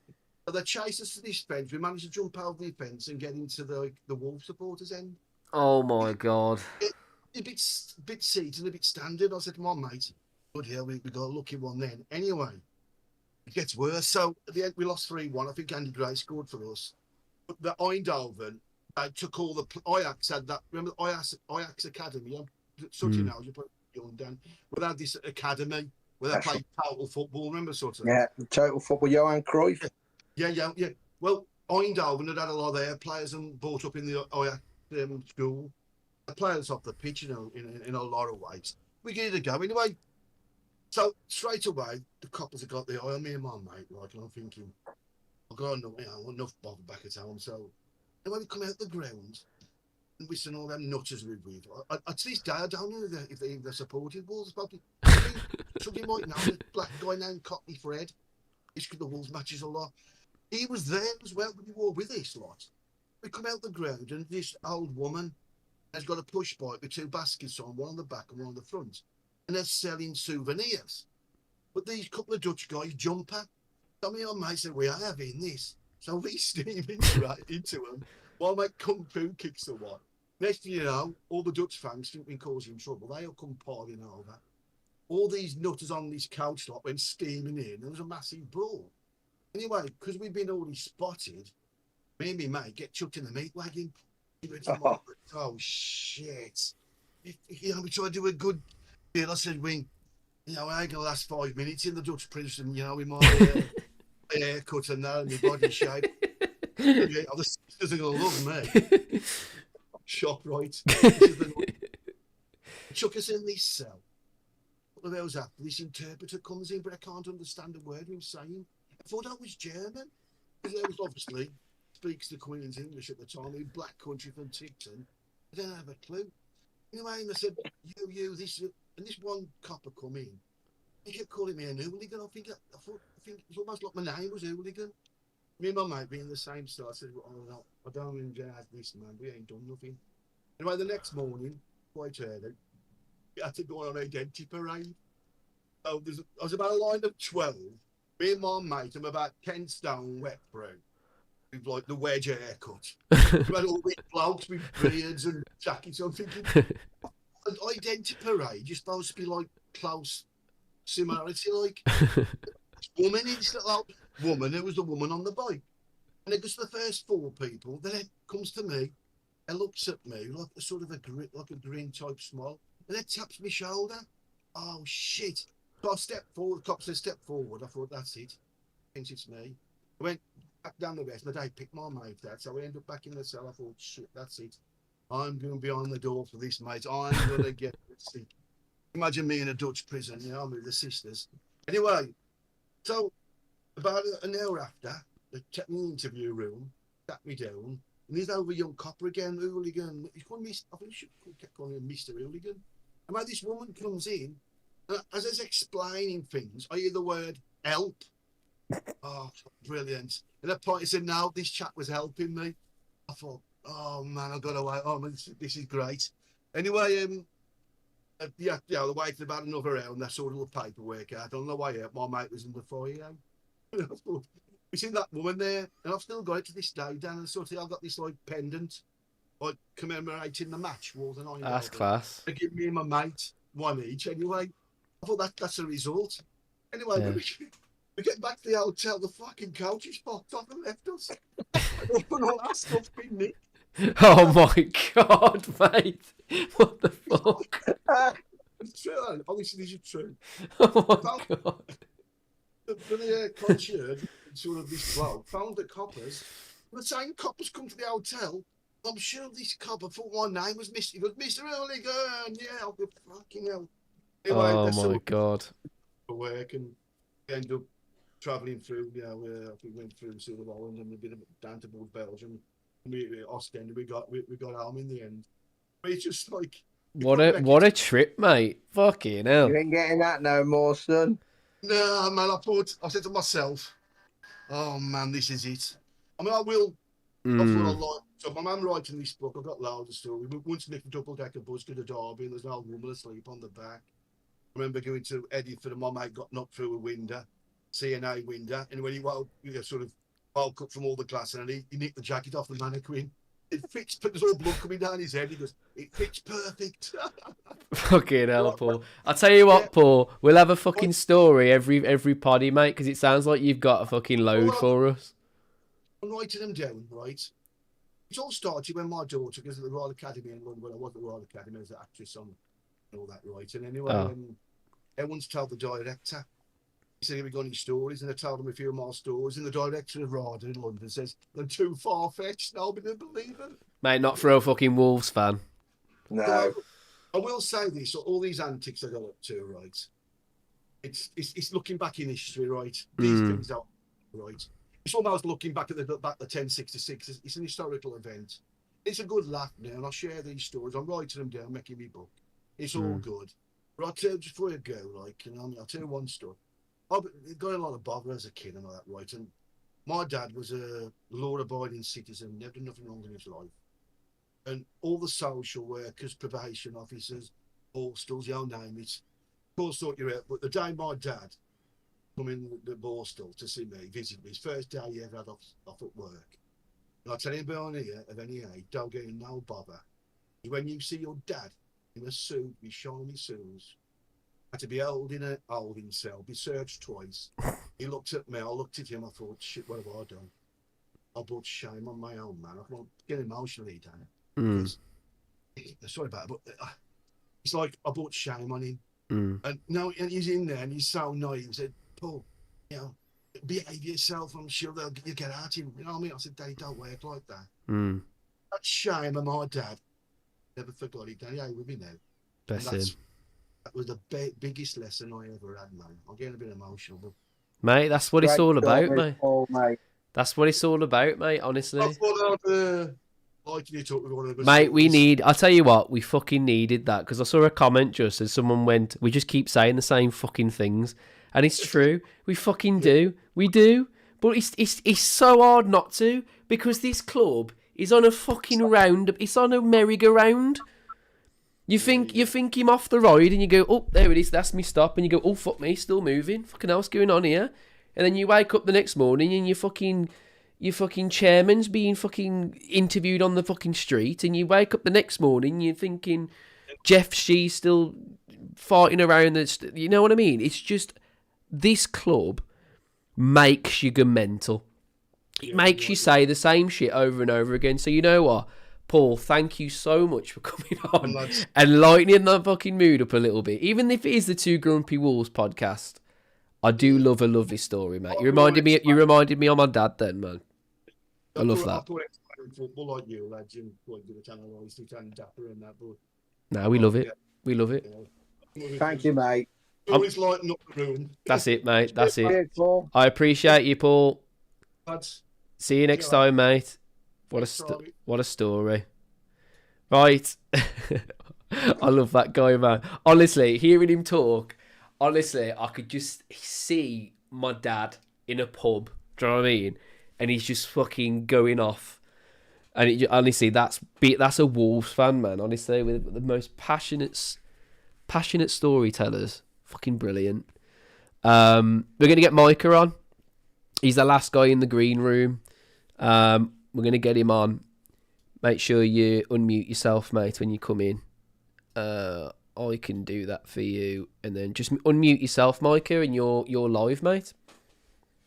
Oh, I think I got it set up, yeah. Hey, it's working. How are you, Micah? How are you guys doing today? Good, mate. All considered, being Wolves fans, Yeah. pretty good, man. We've got a great little community, so... I was about to say, Paul was sending me for a laugh, man. That guy's great. that guy's great. That was a good story. He needs to write a book, mate. Bad. He should. I mean, I'd buy it. Carl just said Paul should write a novel. Yeah, I agree. Sorry, I was going to say just before, Mike, you carry on. I've just been looking at everyone's comments. I am keeping. I am looking at your comments, guys. I haven't really had much time to get you guys on here, but there was a massive reason why you're down there in the bottom left. You know, you're talking amongst yourselves, and I'm seeing what you're saying. So I do apologise for not getting you involved as much as I want to. But Micah, what was your take on Sunderland, mate? Unfortunately, we've got to talk about that first. Yeah, God, that was not anything that I wanted to be waking up early to watch, but that has been the past 3 seasons. So yeah, I'll tell you, I just, from a perspective of somebody that was blessed enough to grow up and not have to watch us be shit in League One of the Championship because my family could not afford anything to stream it here in the U.S. Yeah, that's fair enough. Yeah. I mean, I lived off of YouTube highlights as best I could and whatever I could find. I mean, man, I'm paying it back in full right now. Now you know how it really feels, bro. Oh man, yeah. It's funny. I think I would have been this. I'll say about this is that, especially watching that game and that performance, I guess lack thereof. I thought back to when I was 18 and we had just come up, just been confirmed promoted, and I had everybody on my team, all of them obviously Big Six fans, not a soul of them still supports, except for one guy who's been an Arsenal fan his whole life, truly. Fair enough. They were all they all were just, saying you're hopping on the bandwagon, man, it's there. I'm like, I don't really think so. I've been waiting for this for quite some time now, and watch this. I mean, I'll take it because I think I'm still one of the last ones standing of that crop that, you see what Fosun's done to us. And I think that Sunderland game really epitomized it because you see a lot of guys that truly, if you put them on any other team, I think they would have far more effort. Their talents would be able to show through. But we seem to have put together a team that is incapable of working together. You might have a couple of individuals, like I think Rodrigo Gomez really does a great job of playing with others. He has an excellent attitude. One of maybe a handful, you could count on one hand, players that have a good attitude when they come in, and it shows on the field. Yes. But I mean, what more do you that you can't just win on attitude alone? That can get you a long way. But having 3 players with attitude and the other 8 and whoever else on the bench wants to fuck off, I mean, that aren't going to do anything. You get performances that you see with Sunderland where I'm watching us play, and you've said it a couple of times now. I'm sitting in the back at one point, and I've got the game going, the audio going in the background, and I forget that Sunderland have had a man sent off, and I'm just thinking, man, it's just all the audio I'm hearing, everything at Sunderland is just in the ascendancy the entire time. And I turn, get the screen back on, look, and I'm like, oh, that's great. Same old shit. Like, can't complete 2 to 3 passes in a row with no pressure. Can't complete 1 pass if there is pressure. And the players that are even trying to give a damn about anything aren't getting the ball, or they're receiving the ball in areas where they're fucked, like truly. I don't know if it's the same, but I remember I've seen it a million times, and it's something coaches in the U.S. like to harp on, is do not play a hospital ball to a teammate. And that is the definition of every other pass I've seen us play this season. it was real bad. I mean, I've seen better play from a local semi-professional team we have here. Yeah, and easy. Half of those guys are 17 years old, or they're collegiate players just playing for an extra buck. And they're playing on, god damn, the grass is terrible down here this time of year. They're playing on worse fields than what we have, and we have guys that are making more than they'll make in a lifetime. And so it's I don't mean that. I mean, at this point, it's bad enough. I know we talk in circles about it, man, but it's hard to say that there's anything new to say, really, about this Wolves team. I would like to make a note, and I think it's something that 2 things that I've noted. I don't know if anybody here has any connections with the guys on the Wolves fan cast. I've been listening to them for a few years. And I happen to have a clip from them come up from when, I think it was when we had drawn against Man United away. And this guy came on and he said, you can view Rob Edwards' tenure until the end of the year and end of the season as this. It's either 19 cup finals left to keep us up, or it's 19 preseason games that determine if he should stay in a job.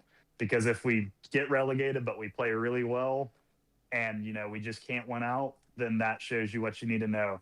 But if you were to lose 19 preseason games in a row, you'd be calling for somebody's head, and don't let people tell you otherwise if we do lose majority of those 19. And here we are. I mean, truly, here we are. I mean, that if there was ever a kind of predictive future, because this was still back when Edwards had a little bit of credit. Yeah.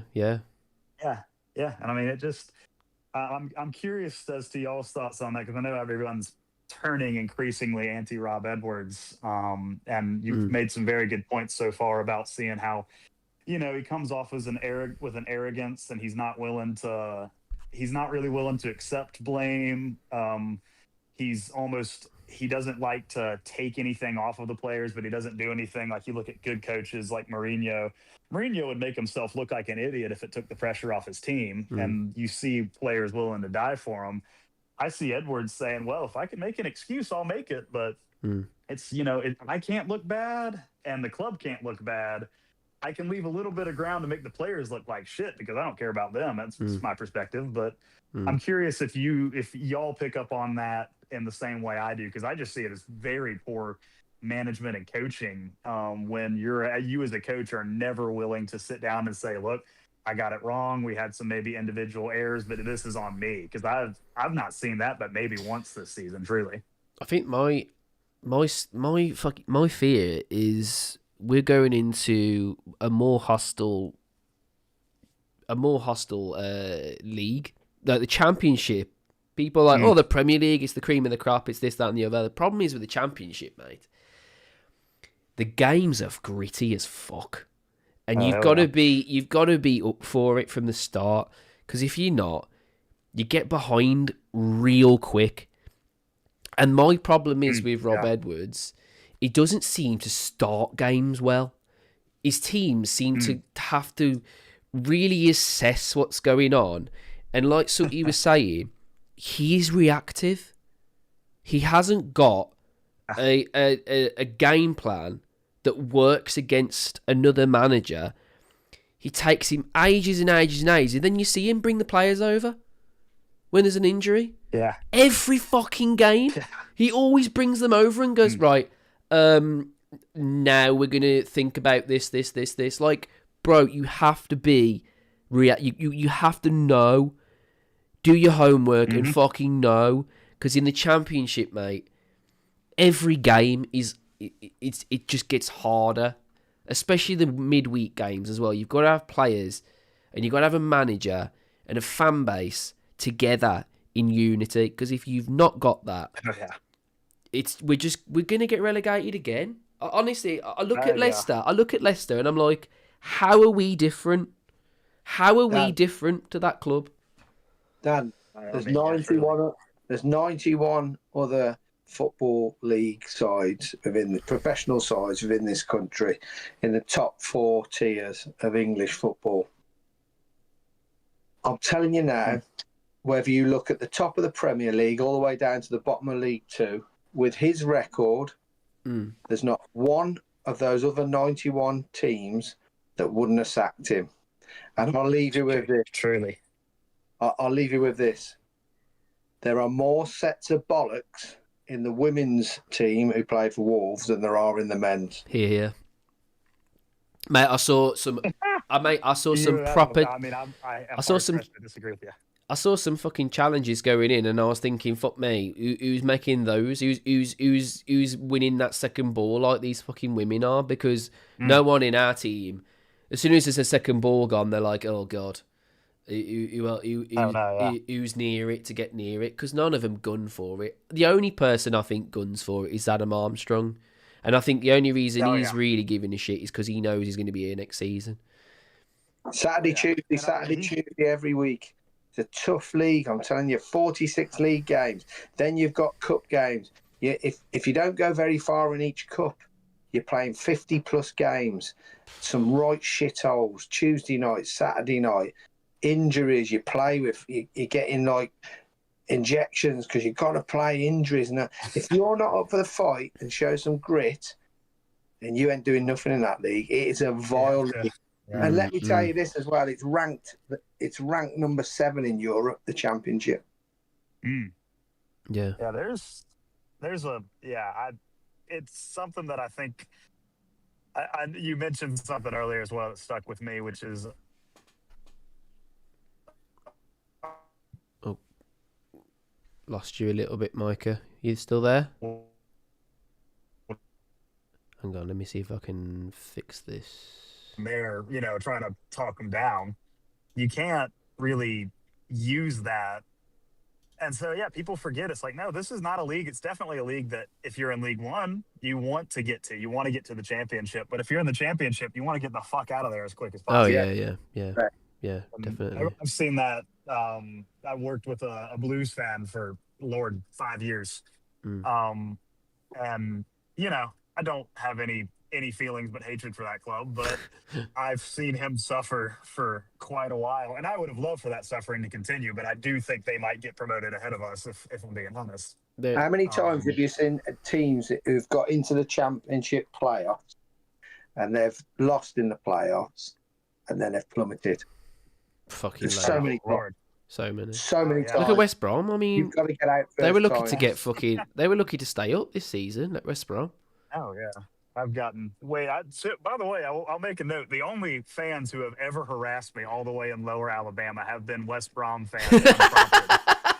I would like to make that note. I was dealing with the death of an uncle and had a very serious phone conversation. I had a Wolves hat on, and some guy, had to be 60 years old, came in and almost knocked me down. I have never in my life, but I understand the hatred to an extent. Oh, yeah. As an Alabama football fan. Yeah. We have a rival team that we call that cow college across the state. We fucking hate them, man. Auburn University can suck it. But my God, I have not experienced a visceral, I'm going to get up and deck the fuck out of somebody like that with this sport. It is bad. It is very, very bad. Oh, yeah. In the best way. I mean, I think you're safe here, though. I'm one of 5 fans in the town that actually watches their teams. The other one owns a pub, and he's a Liverpool fan. He's from Liverpool. That's it.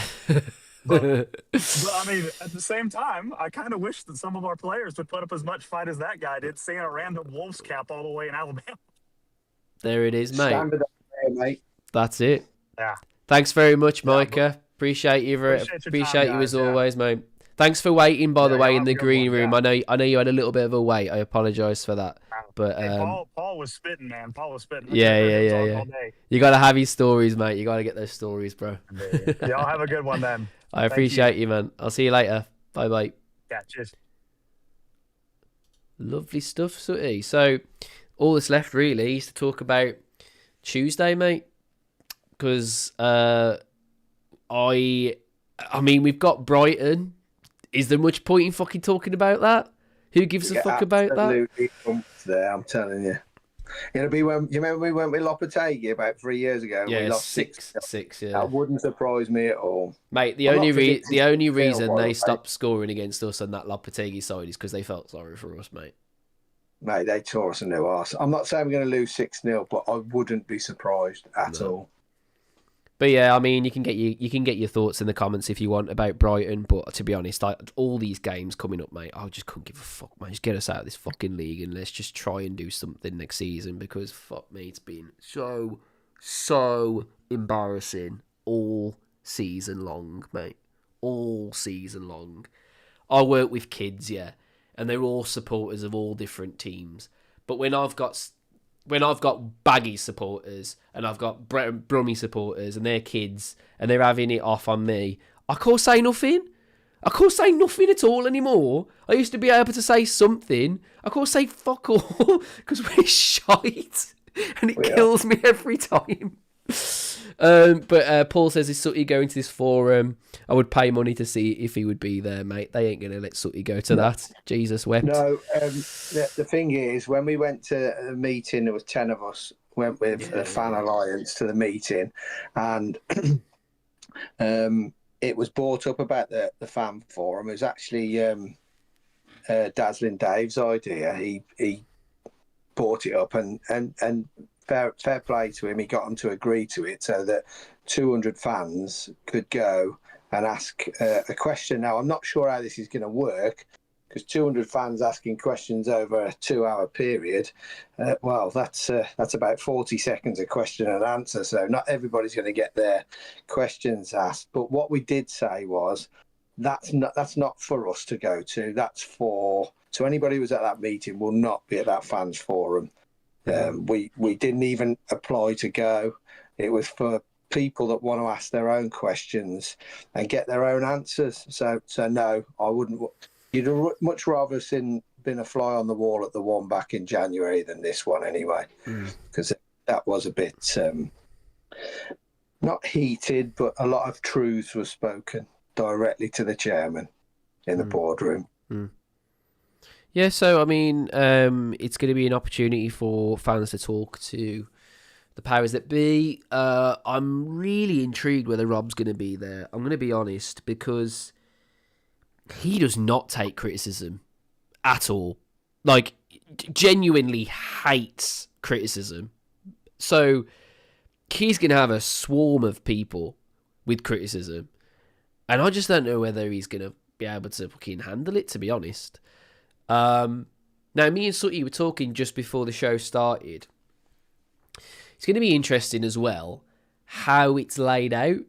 Is it going to be where there's just a fucking notepad and you write your shit down and they put it in a hat and then they draw it out and then they just answer the questions? That would piss me off. Because that could be where they look at one and go, oh, fuck that, not that one. But well, yeah, we'll have that one. That would piss me off. Also, that's annoying as well, because there's only so much you can write down. So obviously, you'd only have a limited amount of things that you could actually say doing that. The other thing I said to Sutty as well is what I've seen from these things in the past on different things when there's like a bunch of people and a panel and you've got to talk to them. They have like a queue of people, and then they'll have like one person with a microphone, and you'll have so long to talk to them about certain things. But I said this to Sutty, what happens a lot, the person on the microphone will say something, whatever they want to say, but they can't necessarily direct it. They might be going, oh, this is a question for blah, blah, blah, and they might answer. But so many times I've gone to these and they go, yeah, I've got this question, blah, blah, blah. And then someone out of the panel will go, I'll take this if that's okay. And the reason for that, guys, is because they are prepared for said question. That's the problem. So I don't want that. I want an open forum like it should be. Open. I just say that. Go just on. read a comment here, and I think Sharky's got it spot on. Yes, Obviously, Sharky. Yes. Daz Ailes going to be there from BBC WM, and he's just put, Daz will be firing questions that get asked on a daily basis in football phone-ins. He'll know a lot of the stuff that we want to ask. And I think that's how it'll go. I think he'll ask the questions, and then they'll invite people to answer the questions, and then the crowd will give their response. 2 or 3 will get a response against what they've answered.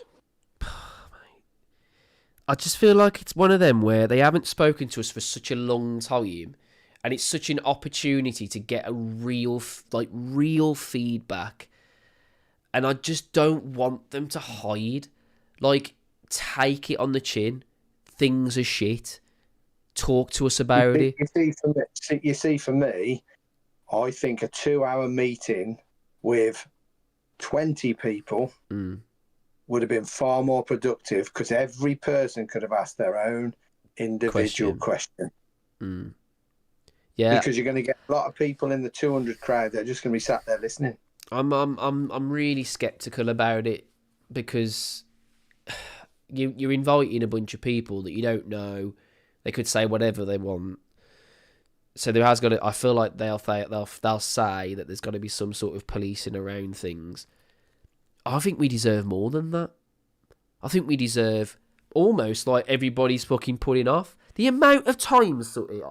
I really don't want to talk about that fucking video, but in a way, I kind of need to address it, because there's so many people that have gone on record and said it's out of order what he's done, and he shouldn't have done it in the way he's done it.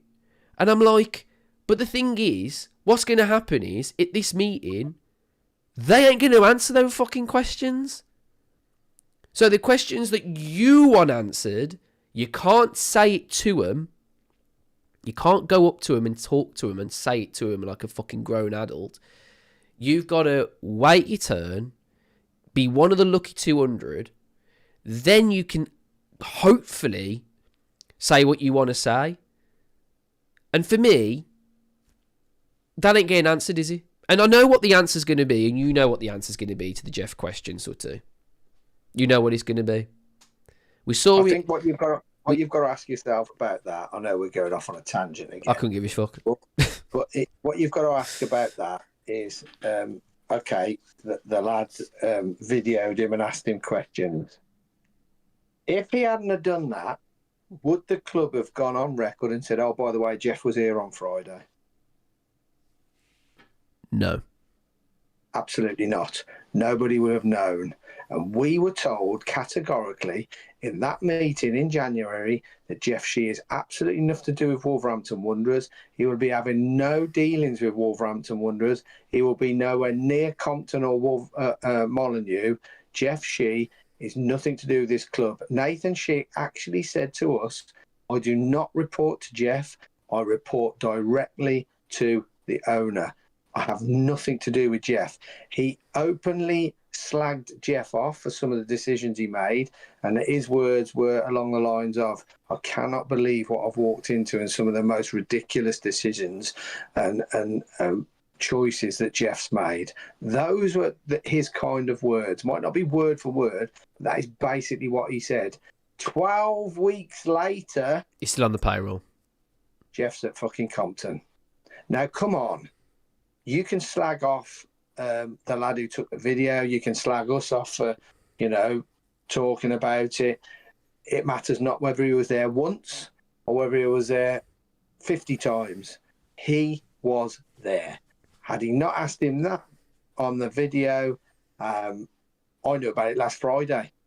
I put it on the Fan Alliance page. Does anybody know why Jeff's at Compton? And people couldn't believe it. They said, no, he won't be there. He told us he won't be there. So I can tell you, he fucking is. He's been there. And one of the lads who knows people inside at Wolves rang up, and they had no choice. It was out, weren't it? They had no choice. I had to say, yeah, he was there Friday.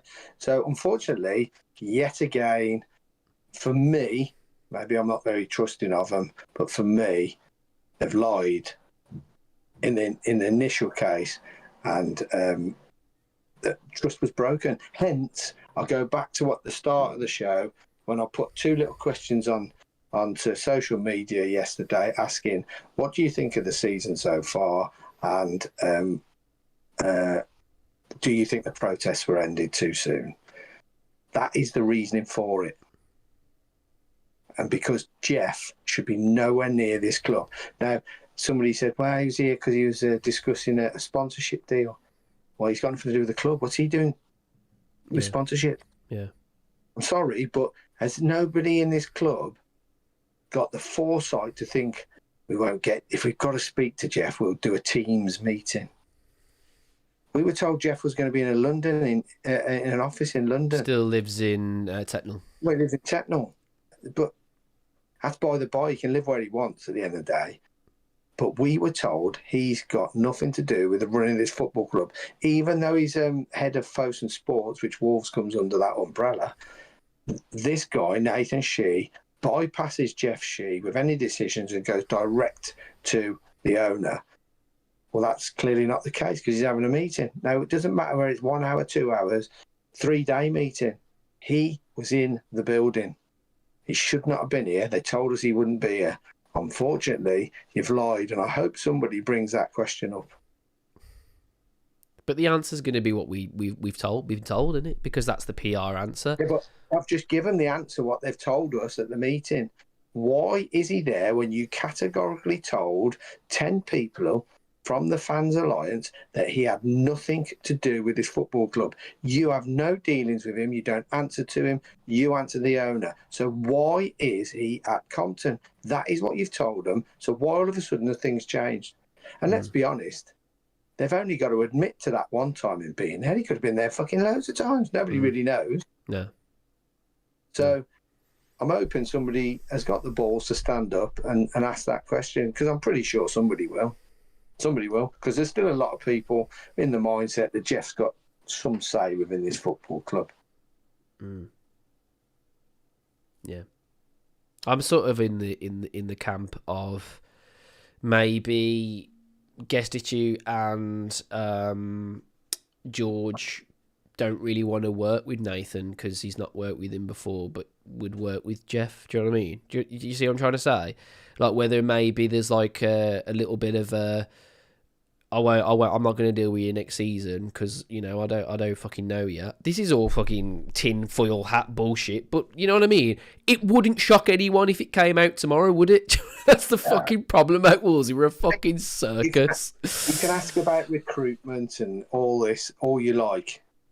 At the end of the day, we're football supporters. We'd love to know who we're going to sign and how much we're going to spend and how well we're going to spend it. They're not going to tell you.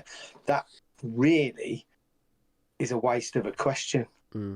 Ask the hard-hitting questions about deep-lying problems within this football club and why you've got a fan base that's so divided. You're on the border of having a civil war with this fan base.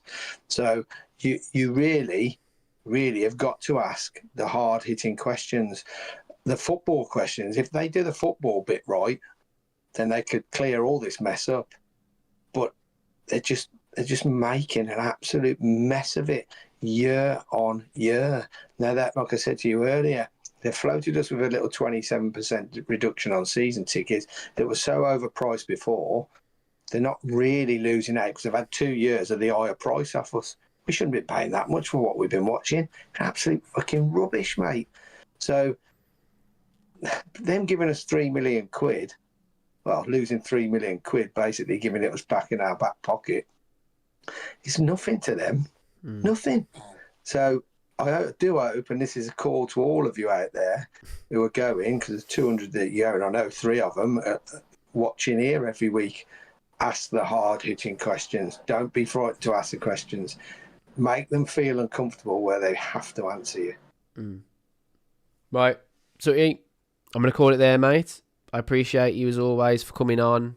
And episode 12. I can't believe it's episode 12 already. What the fuck? We'll be back live next Thursday. And I will maybe do a watch along for the Brighton game. I'm not sure yet. But yeah, we appreciate you all being here as always. Thank you so much for getting involved in the comments. Me and Sutty go through the comments with a fine-tooth comb, and we respond, and we get involved as much as we can. We've also got our Discord community as well. I'll leave a link in the chat. It's also going to be in the description of this video as well. It's free. You ain't got to pay nothing. You come in, you have fun with people, you get things off your chest and everything. And you also get an opportunity to come on the show, and yeah, it's just good time. So yeah, thank you so much for watching. Make sure you're liking, subscribing, doing all those things. And Sutty, we'll see him next time. Yeah.